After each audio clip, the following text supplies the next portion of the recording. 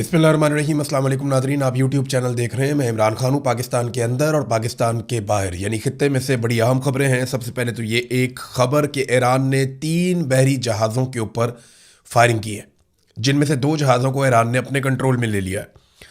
अब तक की इतला के मुताबिक अमेरिका ने एक ब्लॉकेज किया हुआ है बैरूनी सतह पे, यानी पाकिस्तान और ओमान के बीच में एक पट्टी है जहाँ पे अमेरिकन शिप खड़े हैं और वहाँ से वो किसी भी बहरी जहाज़ को गुजरने नहीं दे रहे बकौल उनके।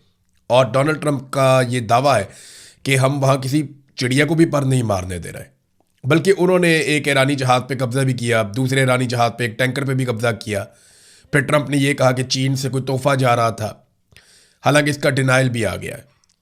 लेकिन अमेरिका का ब्लॉकेज जारी है और ईरान ने अपना अंदर जो आबने हुर्मुज़ का ब्लॉकेज है उसको मज़ीद सख्त कर दिया है। यहाँ 3 जहाज़ों को कंट्रोल में लिया जो ईरान से बातचीत किए बगैर जा रहे थे। यानी ईरान का ये मानना है कि जो यहाँ से गुजरना चाहता है वो गुजर जाए, लेकिन हमारे बताए हुए तरीक़ाकार के तहत और हमारे साथ कोऑर्डिनेशन में। बिला वजह यहाँ से कोई नहीं गुजरेगा। इंडिया के एक बहरी जहाज़ के ऊपर फायरिंग हुई थी जिसके ऊपर सफ़ीर को तलब किया गया था और ये दावा किया गया कि वो जहाज़ ने जो टोल टैक्स अदा करना था वो कर दिया था, लेकिन उसके बावजूद उस पर फायरिंग हो गई। अब खबर कुछ और आई है। खबर यह है कि वो पैसा किसी और ने वसूल कर लिया था और कोई क्रिप्टो फ्रॉड हो गया था। लेकिन एक्चुअली जो ईरानी है, जब उन्होंने रोका वो जहाज़ नहीं रुका तो फिर उन्होंने फायरिंग कर दी। और अब इस वक्त 3 जहाज़ों पे फायरिंग हुई, जिनमें से 2 जहाज़ों को ईरान ने अपनी तहवील में ले लिया। ईरान जो बैरूनी नाकाबंदी है उसको एक जंगी इकदाम करार दे रहा है। ईरान ये कह रहा है कि अमेरिका जंगबंदी की खिलाफ वर्जी कर रहा है और हमारी बंदरगाहों का ब्लॉकेज करना या हमारी बंदरगाहों की नाकाबंदी करना, जैसा कि अमेरिका ने पूरे खित्ते को आगे से ब्लॉक कर दिया है, वो ये कह रहा है कि ये जंगी कदम है और हमें पता है कि इसको खुलवाना कैसे। अब अगर ईरान ताकत का इस्तेमाल करता है इसको खोलने के लिए तो एक नई सिचुएशन क्रिएट हो जाएगी और ये मामला इस खित्ते को एक नई जंग की तरफ खुदा न खास्ता लेकर जा सकता है। देखिए, ईरान के पास ऑप्शंस क्या है। ईरान कोशिश करेगा कि अमेरिका कुछ ऐसा करे जिसके जवाब में ईरान रिटेलिएट करे और इस ब्लॉकेज को खुलवाए। ब्लॉकेज कितना मजबूत है, इस हवाले से चंद लोग सवालात उठा रहे थे। डोनाल्ड ट्रंप ने जो दावा किया उसके मुताबिक तो ब्लॉकेज बहुत ही मजबूत है और बड़ा शानदार ब्लॉकेज है और कोई भी उसको अबूर नहीं कर सकता। जबकि यहाँ पे हमारे पास कुछ रिपोर्टें मौजूद हैं जो ये बता रही हैं, और ये फाइनेंशियल टाइम्स की रिपोर्ट है, उसकी खबर भी आई हुई है कि अब तक 34 टैंकर्स अमरीकी ब्लॉकेज को क्रॉस कर गए हैं। अब ये तेल लेकर जा रहे हैं। अमरीकी ब्लॉकेज का क्या फ़ायदा अगर वहाँ से टैंकर्स गुजर रहे हैं तो, और वो गुजरते चले जा रहे हैं। अमेरिका क्यों नहीं रोक पा रहा, ये एक बड़ा सवाल है। देखिए, सैटेलाइट उनके पास है, बहुत सारी सहूलतें उनके पास हैं। तो मैंने आपसे कहा था कि यहाँ पे सिर्फ गरीब ममालिक के या कमज़ोर ममालिक के ऑयल टैंकर्स नहीं गुजरते, यहाँ बहुत अमीर और ताकतवर ममालिक की भी तजारत होती है, जिनमें जापान है, कोरिया है, चाइना है और बड़े ममालिक हैं, इंडोनेशिया, मलेशिया, इंडिया, पाकिस्तान है। ये सारे मुल्क जो हैं वो अमेरिका के साथ इनके ताल्लुकात ठीक है और अमेरिका इनके साथ जंग में क्यों जाएगा। तो अगर ईरान वहाँ से कुछ पैसा वसूल करके जहाज़ों को निकाल रहा है या वो अपने एक तरीक़ाकार से निकाल रहा है तो अमेरिका भी सारे जहाज़ों को रोक नहीं पा रहा। फाइनेंशियल टाइम्स ने जो डाटा जारी किया उसके मुताबिक अब तक 34 टैंकर्स अमरीकी ब्लॉकेज को क्रॉस कर चुके हैं, जबकि अमेरिका का दावा इसके बिल्कुल बरअक्स है। डोनाल्ड ट्रंप ने 2 स्टेटमेंट दिए हैं। ऐसा लगता है कि डोनाल्ड ट्रंप अपनी एक अलग ही दुनिया में रहते हैं और वो किसी और तरीके से चीज़ों को देखते हैं। जैसे दुनिया देख रही है वो वैसे नहीं देखते। एक तो डोनाल्ड ट्रंप ने कहा कि ईरान इज कोलैप्सिंग फाइनेंशियली, कि माली एतबार से ईरान जो है वो तबाह हो रहा है और वो ये चाहते हैं कि आबनाए हुर्मुज़ खुली रहे और फौरी तौर पे खुल जाए। स्टार्विंग फॉर कैश, यानी वो इस वक्त पैसे पैसे के लिए तरस रहे हैं। रोज़ाना की बुनियाद पे $500 मिलियन ईरान का नुकसान हो रहा है। ईरान की मिलिट्री और पुलिस शिकायत कर रहे हैं कि उन्हें तनख्वाह नहीं दी जा रही। ये डोनाल्ड ट्रंप ने दावा किया। अब ये तो सिर्फ अमेरिका ने बंद किया कितना अरसा पहले। मैक्सिमम अमेरिका को ये बंदिश किए हुए 1 हफ्ता हुआ है, तो 1 हफ्ते में ईरान की इतनी बुरी हालत होगी कि पुलिस को भी तनख्वाह नहीं मिल रही, फ़ौज को भी तनख्वाह नहीं मिल रही। तो डोनाल्ड ट्रंप तो ऐसे बात कर रहे हैं जैसे डोनाल्ड ट्रंप ने पिछले 6 महीने से बंद किया हुआ है आपने हुर्मुज़ को, या बाहर की तरफ से जो ब्लॉकेज उसने लगाया हुआ है। ये तो 6 महीने या साल बाद करने वाली बातें हैं जो डोनाल्ड ट्रंप ने अभी शुरू कर दी हैं कि जनाब तनख्वाहें मिलना बंद हो गई, पैसे पैसे को तरस गए। ऐसा तो नहीं हो रहा। ईरान के पास पैसे भी हैं। अव्वल तो ईरान ने जब ये कहा कि उसे वॉलंटियर चाहिए तो लगभग 1.5 करोड़ लोगों ने आकर वॉलंटियर बनने के लिए अपने आप को पेश कर दिया कि हम जंग में लड़ना चाहते हैं, हमसे काम करवा लें। तो ऐसे मुल्क में तनख्वाहों के लिए पुलिस वाले और फौज वाले क्यों लड़ेंगे या हालात ख़राब करेंगे। तो ये डोनाल्ड ट्रंप ने अपनी एक दुनिया बनाई हुई है और उस दुनिया के अंदर रहते हैं। फिर एक और बात कही कि ईरान नहीं चाहता कि आबनाए हुर्मुज़ को बाहर की तरफ से बंद रखा जाए, वो इसे खोलना चाहते हैं ताकि रोज़ाना जो $500 मिलियन का उनका नुकसान हो रहा है वो नुकसान उनका ना हो। वो कहते हैं 4 दिन पहले मेरे तक कुछ लोग पहुंचे थे और मुझे ये कह रहे थे कि सर ईरान ये चाहता है कि आबनाए हुर्मुज़ को खोल दिया जाए इमीडिएटली। अब ये कौन लोग थे? यासिम मुनीर साहब ने ईरान का ये पैगाम पहुंचाया था डोनाल्ड ट्रंप को कि आबनाए हुर्मुज़ को फौरी तौर पे खोल दिया जाए बाहर की तरफ से। ईरान ने तो खोल दी थी पाकिस्तान की दरख्वास्त के ऊपर, लेकिन डोनाल्ड ट्रंप को जब ईरान ने कहा कि फिर आप भी खोल दें इसको, ये ब्लॉकेज ख़त्म करें, तो उस पर डोनाल्ड ट्रंप ने इनकार कर दिया। डोनाल्ड ट्रंप ये समझते हैं, अपने इस ट्वीट में उन्होंने ये कहा भी कि अगर हम आबनाए हुर्मुज़ को खोल देंगे तो फिर ईरान के ऊपर डील के लिए दबाव नहीं कर पाएंगे। ट्रंप को ये लगता है कि वो 2 ही तरीक़ों से ईरान पे डील के लिए दबाव डाल सकता है। एक, ईरान की सारी बंदरगाहों की ब्लॉकेज जो उसने किया हुआ है कि मैं वहाँ पे नाकाबंदी करके तो ईरान पे दबाव डालूंगा और इसके ज़रिए से ईरान के साथ एक डील हासिल करूंगा। और दूसरा, डोनाल्ड ट्रंप को लगता है कि बमबारी करके, कि बहुत बड़े पैमाने पे बमबारी करनी पड़ेगी और उस बमबारी के नतीजे में ईरान पे इतना दबाव डलेगा कि ईरान हमारे साथ मुज़ाकरात करेगा या डील करेगा। तो वो इसको एक हथियार की तरह इस्तेमाल कर रहे हैं। लेकिन अब तक जो इतला आई है उसमें 34 ऑयल टैंकर्स अमरीकी ब्लॉकेज क्रॉस करके चले गए। ईरानी फ़ौज के तर्जुमान ने एक स्टेटमेंट दिया और उन्होंने ये दावा किया कि 70 ऐसे टारगेट्स हैं जो ईरान ने लॉक किए हुए हैं और उनकी उंगली ट्रिगर के ऊपर है या उनकी उंगलियां बटनों के ऊपर हैं, क्योंकि अब ट्रिगर तो होता नहीं, बंदूक थोड़ी चल रही है, बटन ही चल रहे हैं। तो वो ट्रिगर ही आप कहेंगे जहाँ से ट्रिगर किया जाता है बम को, ड्रोन को, मिसाइल को। उन्होंने कहा जी हमने अपने 70 टारगेट्स लॉक किए हैं और ये मिडल ईस्ट में है और ये अमेरिकन टारगेट्स हैं। और इसके अलावा आपको पता है कि ईरान ने साफ धमकी लगाई है कि अब अगर खलीजी ममालिक की सरजमीन इस्तेमाल होती है ईरान के ख़िलाफ़ तो जो जो सरजमीन इस्तेमाल होगी वो उसकी ऑयल की तनसीबात को तबाह कर देंगे। ये बड़ी संगीन धमकी है जो ईरान ने लगाई है। नाज़रीन, एक चीज़ अमेरिका के अंदर हुई है और 4 बड़े इंकशाफात हैं जो अमेरिका से अब सामने आए हैं। ये चारों मैं आपके सामने रखूंगा और इन चारों चीज़ों ने डोनाल्ड ट्रंप को दीवार के साथ लगा के अकेला कर दिया है। इस तन्हाई से डोनाल्ड ट्रंप ने कैसे निकलना है इसके बारे में डोनाल्ड ट्रंप को सोचना पड़ेगा, लेकिन ये चारों चीज़ें बहुत इंपॉर्टेंट हैं। पहली चीज़, ट्रंप को न्यूक्लियर कोड्स नहीं दिए गए। दूसरी चीज़, ट्रंप को सिचुएशन रूम से बाहर निकाल दिया गया। तीसरी चीज़, ट्रंप के दामाद के खिलाफ इंक्वायरी का आगाज़। चौथी चीज़, अमरीकी असलहे के ज़खायर में ख़तरनाक हद तक कमी। पहली चीज़ जो है वो ये हुआ कि डोनाल्ड ट्रंप ने 2 मौक़ों पर बड़ी खौफनाक धमकियां दी। एक, उन्होंने ये कहा कि पूरी तहजीब मिटा देंगे। दूसरा, उन्होंने ये कहा कि पूरा मुल्क हम धमाके से उड़ा देंगे। अब ये मालूम हुआ है और ये दावा किया गया है, ये दावा एक साबिक CIA डायरेक्टर की जानिब से किया गया और बाकायदा उन्होंने टीवी पर बैठकर ये दावा किया। उन्होंने कहा कि जब बहुत तनाव का माहौल था तो डोनाल्ड ट्रंप ने न्यूक्लियर कोड्स मांगे थे। ये मिलिट्री क़यादत के पास होते हैं मगर उन्हें फराहम नहीं किए गए। ट्रंप न्यूक्लियर कोड्स को इस्तेमाल करना चाहता था मगर जनरल डैन केन इन्होंने खड़े होकर कहा कि नो, अमरीकी जॉइंट चीफ ऑफ स्टाफ हैं जनरल डैन, उन्होंने कहा कि नहीं, कौमी सलामती को कोई ख़तरा नहीं है। तो डोनाल्ड ट्रंप ने न्यूक्लियर कोड्स मांगे। ये इंतहाई ख़तरनाक बात है, दुनिया में रिपोर्ट भी हुई है। इसका कोई डिनाई भी किया गया, डिनाइल आया है। मुख्तलिफ वेबसाइट्स ये बता रही हैं कि जनाब ऐसी कोई मीटिंग नहीं हुई, लेकिन दूसरी तरफ ये एक स्टेटमेंट मौजूद है और डोनाल्ड ट्रंप जब तक इस पर खुद कोई बात नहीं करता तब तक हम कुछ कह नहीं सकते। बहरहाल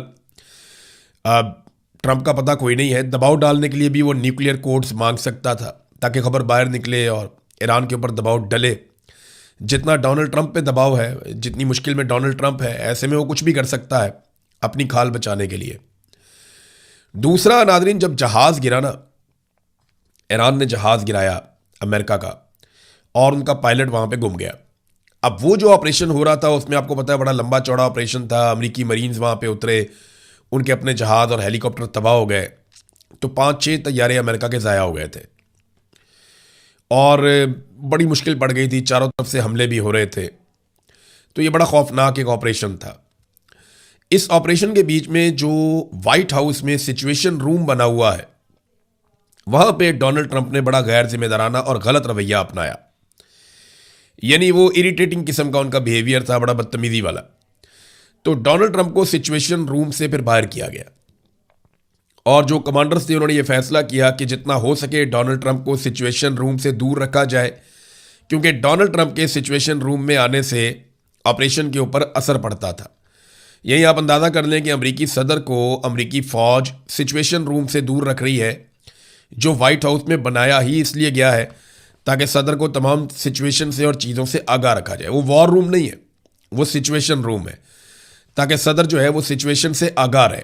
लेकिन सदर को ही उससे बाहर कर दिया गया। ये ट्रंप की हालत है। नंबर 3 मामला यह है कि डोनाल्ड ट्रंप का दामाद इंक्वायरी की जद में आ गया। इंक्वायरी शुरू की है अमेरिकी सेनेटर्स ने और उन्होंने आगाज़ कर दिया कि $2 अरब सऊदी अरब से, $1.5 अरब कतर से और यूएई से, और $110 मिलियन से ज़ायद फीस भी वसूल की गई है। वो ये कहते हैं कि अमेरिकी खारजा पॉलिसी को डोनाल्ड ट्रंप का दामाद जेरेड कुशनर जो है वो मुतासर कर रहा है। सऊदी अरब के पब्लिक इन्वेस्टमेंट फंड से, कतर से और यूएई की हुकूमतों से अरबों डॉलर इन्होंने इकट्ठे किए और यही अमेरिका के लिए सफारतकारी भी कर रहे हैं। तो ये कन्फ्लिक्ट ऑफ इंटरेस्ट है। ऐसा आदमी जो अमेरिका की सफारतकारी की कोशिशों में शामिल है, वो जो ममालिक इस वक्त जंग की जद में है, उन्हीं ममालिक से अरबों डॉलर इकट्ठे कर रहा है। तो ये मफादात का टकराव है या कन्फ्लिक्ट ऑफ इंटरेस्ट है। अब इसके ऊपर अमेरिकी सेनेटर्स ने इंक्वायरी शुरू की है। डोनाल्ड ट्रंप के लिए एक बड़ा मसला। चौथा बड़ा इंकशाफ, ये मैंने अपने पिछले वीलॉग में आपको बताया भी था, अब ये खबर खुलकर सामने आ गई है कि अमेरिका का जो स्ट्राइक करने का या अपने आप को बचाने का जो असलहे का ज़ख़ीरा है, उसमें 50% तक अमेरिकी मिसाइलों में कमी आई। स्ट्राइक यानी हमला आवर मिसाइलों की जो मिकदार है उसमें 45% तक कमी आ चुकी है। 17 दिनों में उन्होंने चला दिए इतनी बड़ी तादाद में अपने क्रूज मिसाइल, बाकी मिसाइल्स। जो थार्ड सिस्टम है और पैट्रियट का जो एयर डिफेंस सिस्टम है, उसके इंटरसेप्टर्स भी इन्होंने 50% तक चला दिए हैं। और अगर मज़ीद जंग चलती है 2-4 हफ्ते, क्योंकि ये सिर्फ 5-6 हफ्तों के अंदर ये सारा कुछ हो गया है, अगर मज़ीद जंग चलती है 2-4 हफ्ते, तो ये गैर ज़रूरी तौर पे अमेरिका में मिसाइलों की किल्लत पैदा हो जाएगी और अमेरिका दुनिया के सामने वुल्नरेबल हो जाएगा। यानी उसकी फौजी कुव्वत को एक बहुत बड़ी चोट पहुंचेगी। इस वजह से भी अमेरिकन जो इदारे हैं वो डोनाल्ड ट्रंप को और हुकूमत को मना कर रहे हैं कि मज़ीद लड़ाई के अंदर ना जाए। अब आ जाए नाज़रीन मुज़ाकरात की तरफ। ईरान तो मुज़ाकरात पे माना नहीं। अमेरिका ने पूरी कोशिश की है कि कुछ भी करके मुज़ाकरात हो जाए, कुछ भी करके जान छूट जाए, मामला आगे बढ़ जाए, लेकिन वो हो नहीं रहा। ईरान मान नहीं रहा, जबकि पाकिस्तान पूरी कोशिश कर रहा है, जोर लगा रहा है। पाकिस्तान के अंदर बहुत सारे टाउट्स ईरान के ऊपर इल्ज़ाम लगाना शुरू हो गए हैं कि ईरान हार क्यों नहीं मानता। देखिए, पाकिस्तानी ये जानते हैं कि अमेरिका को फेस सेविंग लेकर देनी पड़ेगी और इसी में आसिम मुनीर की और शहबाज शरीफ की सर्वाइवल है।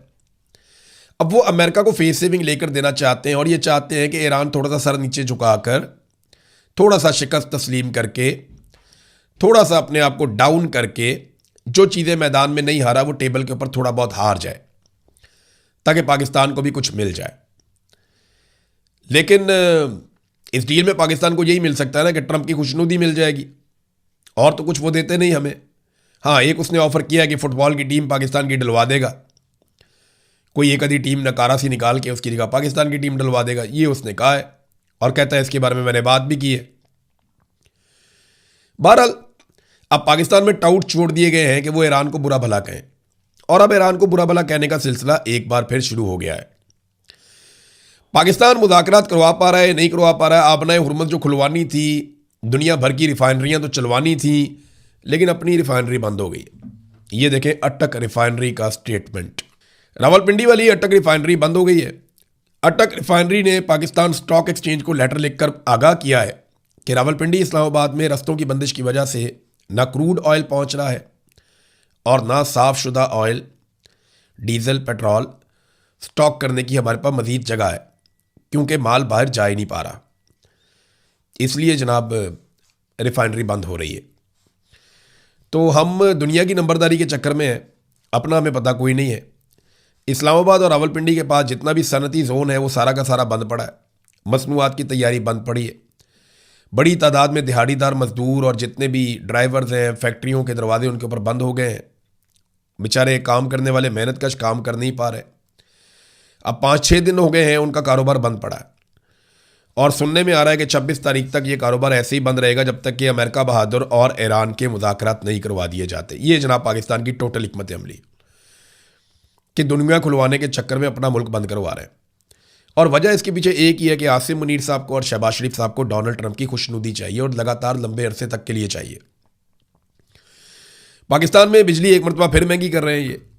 यार अगर आप अमेरिका के इतना काम आ रहे हैं, थोड़ा बहुत फ़ायदा भी आप अमेरिका से ले लें, कोई पाकिस्तान के लिए रिलीफ ले लें IMF से। IMF बात आपकी मानता नहीं है, गरीबों का जीना दोभर कर दिया है। जो IPP मुआहदे इन्होंने लगाए थे, अब 1 बिजली का यूनिट इस्तेमाल करते हैं हम और 3 यूनिट के हम पैसे देते हैं, और वो यूनिट भी इन्होंने 4 गुना ज़्यादा कर दिया बिल बढ़ा बढ़ा के। अब एक मरतबा फिर ये हर सूरत में 2800 अरब रुपए अदा करने के पाबंद है।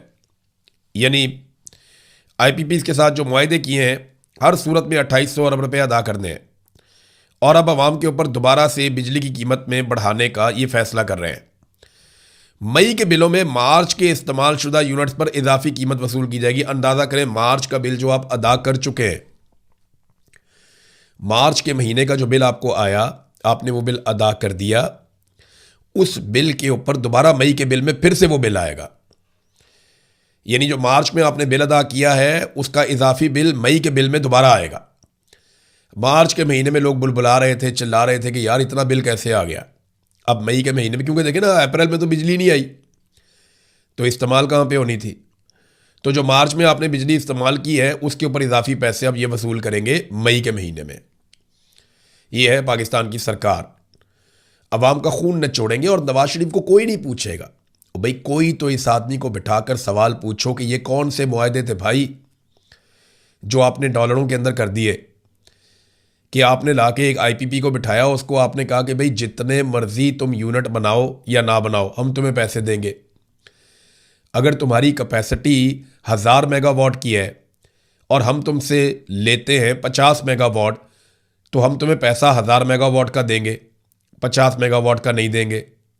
इसी को कैपेसिटी पेमेंट कहते हैं। भाई जिससे आप जितनी चीज़ खरीदते हैं उतना पैसा देते हैं ना। ये क्या तरीका हुआ कि हम आपसे ख़रीदें या ना ख़रीदें आपको पैसा मिलेगा। यही इन्होंने LNG टर्मिनल्स के अंदर भी किया।